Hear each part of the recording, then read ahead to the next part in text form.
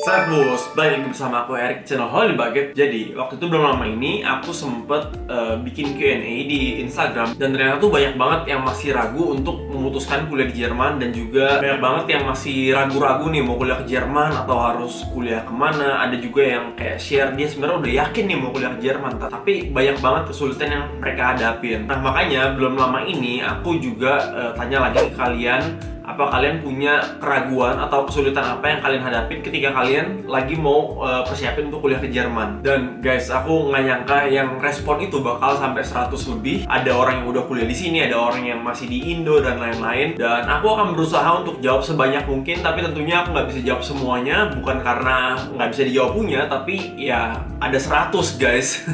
Aku akan coba jawab hal-hal yang paling banyak kalian sebutin supaya kalian bisa lebih yakin juga untuk kuliah ke Jerman ya guys. Oh iya guys, jangan lupa subscribe ya. Oke guys, langsung aja. Poin yang pertama adalah yang paling sering kalian tulis. Ini tuh udah hampir setengahnya kalian tulis adalah bahasa. Jadi banyak banget nih yang ketakutan buat kuliah ke Jerman karena rasanya mungkin bahasa Jerman sulit. Atau mungkin kalian merasa, aduh bahasa Jerman aku cuma segini doang nih, ntar aku kuliah di Jerman gimana, aku bisa apa enggak ya? Nah guys, ada beberapa poin yang mau aku share ke kalian. Yang pertama, berdasarkan pengalaman aku sendiri, pas pertama banget aku kuliah ke Jerman, aku cuma lulus B1 doang. Jadi aku cuma benar-benar punya sertifikat B1. Dan itu di Indonesia, aku cuma belajar grammar, belajar vocab. Tapi pas lagi ngomong, itu tuh benar aku nggak lancar sama sekali. Itu tuh benar aku gak bisa guys, seriusan. Dan setelah itu baru aku berangkat ke Jerman. Aku les B2 lagi. Sebenarnya cuma kayak les bahasa Jermannya cuma 2 bulan, 3 bulan. Aku masih kayak orang yang paling pasif di dalam kelas. Jadi kayak aku nggak ngomong apa-apa, padahal yang lain tuh kayak aktif ngomong gitu. Padahal di situ adalah kesempatan aku latihan bahasa Jerman. Baru semenjak aku masuk student college, aku memutuskan kayak oke, aku mau serius, aku pengen bisa bahasa Jerman lancar gitu. Seenggaknya bisa lah ngomong sehari-hari, seenggaknya bisa berbaur sama orang-orang di sekitar.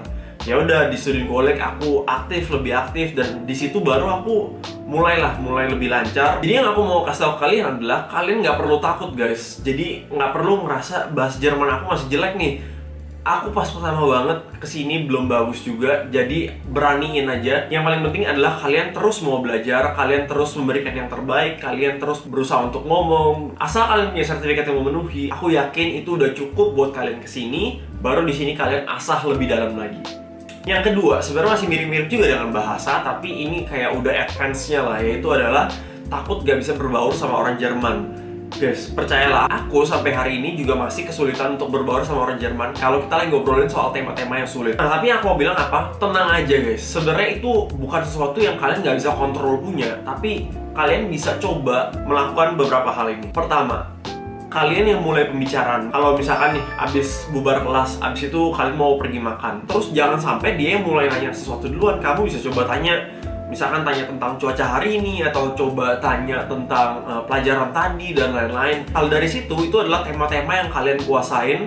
Jadi biasanya kalian akan lebih bisa berbaur juga. Kedua, kalian coba cari 1 atau 2 temen yang lebih deket dulu sama kalian. Jadi jangan langsung masuk ke grup yang agak besar, karena memang masuk grup agak besar itu lebih sulit. Tapi kalau misalkan kalian udah punya deket 1 atau 2, nanti di grup besar pun juga pasti lebih bisa. Yang ketiga, nah kalian harus tahu juga topik-topik tema yang memang lagi hot biasanya. Misalkan waktu itu awal corona itu sering banget di-mention, diomongin. Kalau misalkan kalian mengerti topiknya, itu pasti kalian bisa berbaur juga. Makanya di sini yang aku mau encourage kalian adalah jangan pikir kalian nggak akan bisa berbaur sama orang Jerman. Aku tahu itu sulit, tapi percayalah sebenarnya itu bisa kalian kontrol dan itu bisa kalian atasin. Jadi tenang aja guys. Nah, hal yang ketiga yang paling bikin sering banyak dari kalian ragu adalah sebenarnya masalah biaya. Jujur, kalau misalkan kalian ngomong biaya tentang blog account, yang dimana kalian sebelum kuliah ke Jerman itu harus bikin blog account sebesar 10.000 euro, itu memang sesuatu yang harus kalian punya gitu ya. Kalau kalian kuliah S1 itu nggak bisa langsung digantikan dengan beasiswa. Tapi yang bisa menggantikan adalah, pertama, kalau misalkan kalian punya keluarga di sini, kalian bisa pakai namanya Verpflichtungserklärung, atau kayak surat jaminan bahwa keluarga kalian di sini akan menjamin kalian selama kalian tinggal di sini. Tapi pasti banyak di sini juga yang nggak punya keluarga di Jerman.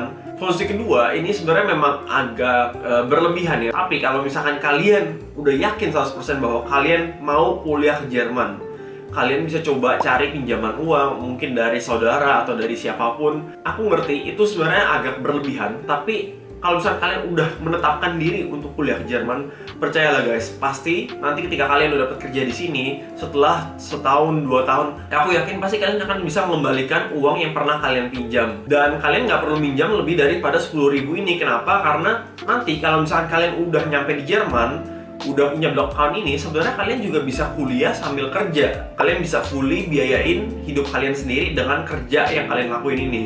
Kerja ini beragam, bisa kerja kantoran, bisa kerja juga yang sampingan kayak kerja jadi pelayan atau kerja jadi menjaga di hotel dan lain-lain. Kalian jangan pikir itu kerja rendahan, karena kalau di Jerman itu kita nggak menganggap bahwa oke, itu kerjaan rendahan, itu kerjaan apa.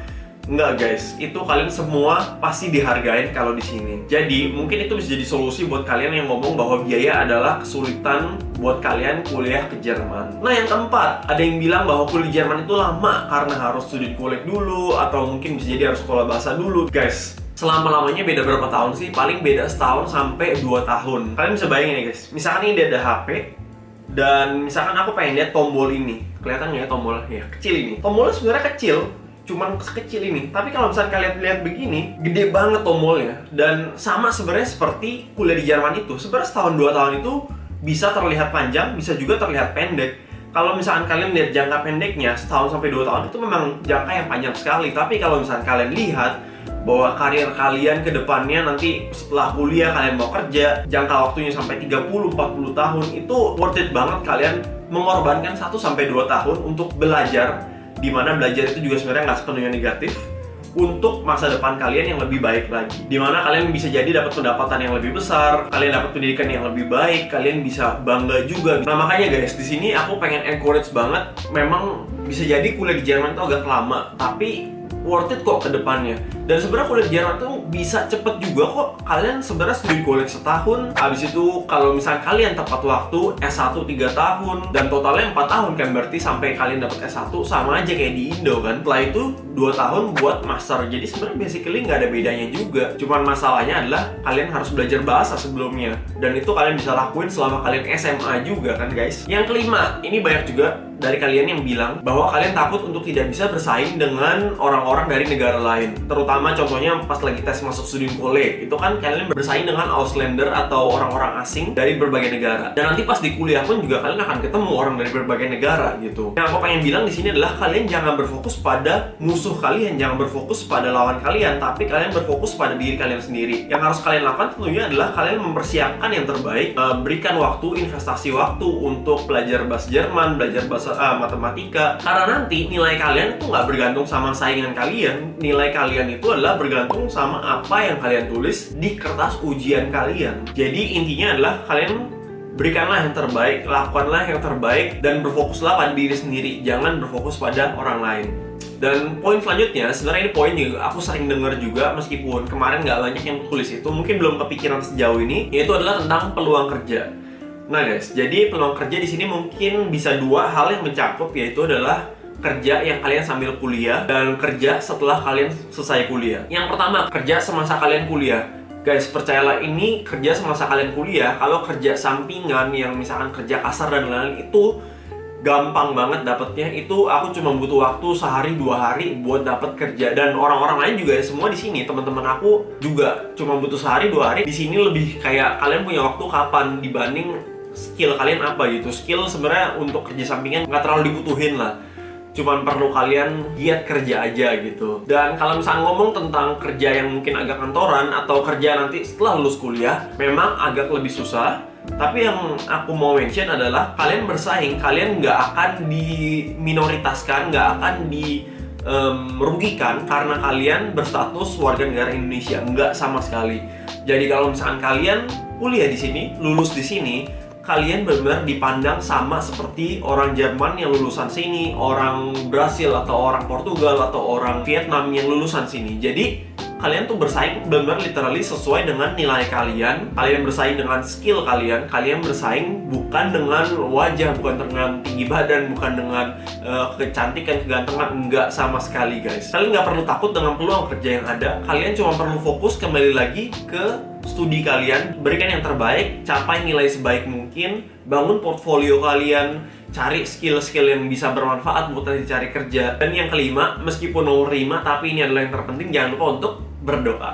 Nah, satu hal lagi yang ternyata ada juga yang mention seperti ini. Aku sebenarnya cukup terkejut. Yang bikin aku terkejut adalah ada beberapa orang ya yang nulis ini. Kalian dilarang oleh orang tua untuk kuliah ke Jerman. Nah, jujur, ini sebenarnya aku nggak bisa langsung menjawab keraguan ini karena aku perlu tahu dulu lebih detailnya gimana kalian dilarang orang tua itu alasannya karena apa. Kalau misalkan orang tua kalian larang kalian karena masalah biaya, kalian bisa lihat lagi tadi aku udah ngomong tentang biaya. Yang jadi masalah adalah kalau misalkan orang tua kalian ngomong bahwa kalian nggak cukup mandiri, mereka nggak mau lepas kalian, mereka masih mau deket sama kalian dan lain-lain, atau mereka takut kalian bahaya di sana.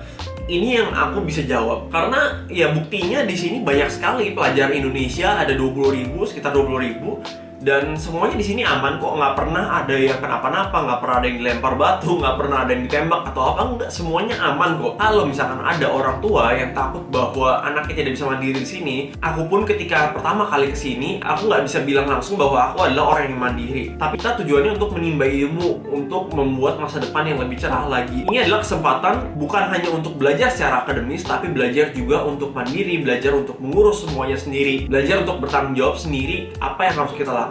Dan tentunya belajar untuk jadi orang yang lebih baik lagi. Dan kita sebagai anak, kita juga harus bisa menunjukkan bahwa kita selama di Indonesia bisa mandiri juga. Contohnya, kalau misalkan kalian bangun tidur, jangan dibangunin lagi, kalian pasang alarm sendiri, kalian bangun sendiri. Kedua, misalkan kalian ada ujian, kalian nggak perlu disuruh orang tua belajar, tapi kita udah inisiatif belajar sendiri. Contoh lagi, misalkan sekali-sekali bahkan kalian bisa bukan dimasakin orang tua, tapi kalian yang masakin orang tua. Pasti orang tua kalian akan lihat, wah anak ini bisa mandiri. Atau contoh keempat lagi, misalkan kalian diberi uang jajan, itu kalian bisa menghemat gitu, kalian bisa mengatur keuangan kalian sendiri. Nah itu pasti orang tua kalian bisa lah lihat bahwa kalian bisa mandiri, dan dari sana orang tua kalian juga pasti bisa lebih yakin bahwa oh anak ini kalau misalkan ke Jerman dia pasti bisa mandiri. Oke guys, segini dulu video aku hari ini. Semoga videonya bisa bermanfaat buat kalian, terutama kalian yang mungkin lagi ragu mau kuliah ke Jerman atau enggak, mungkin kalian lagi punya kesulitan. Semoga hal-hal tadi bisa menjawab semua keraguan kalian dan kalian bisa lebih yakin lagi buat kuliah ke Jerman dan belajar bareng-bareng. Sampai ketemu di video selanjutnya. Servus.